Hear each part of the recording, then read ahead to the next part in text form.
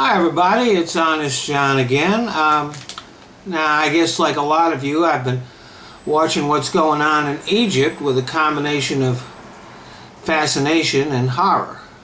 It's chaotic, it's horrible, it's brutal, and it's getting worse every day.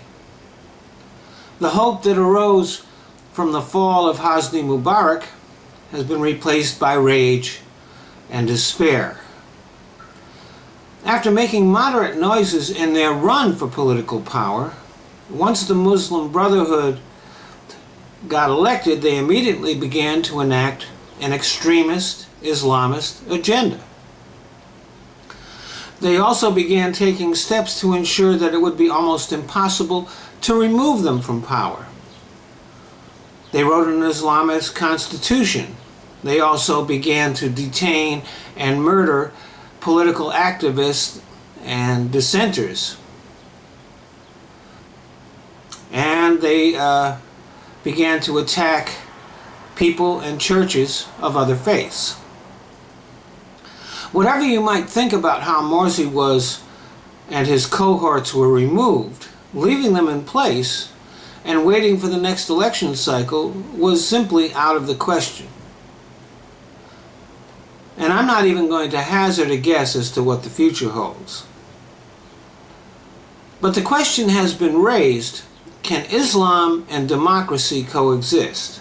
This is really a misleading question. Of course, Muslims can have a democracy as long as the people running the government are moderate, respect the rights of others, and are willing to govern in a secular manner.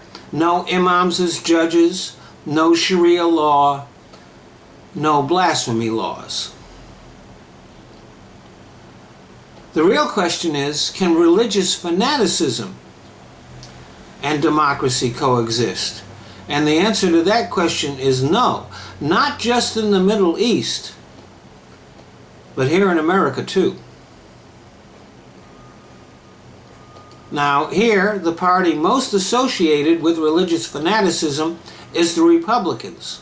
And in 2010, they took control of a lot of states, and they behaved exactly like the Muslim Brotherhood, passing extremist, anti-choice laws, and then, when they became really unpopular, trying to disenfranchise millions of legal American citizens and prevent them from voting.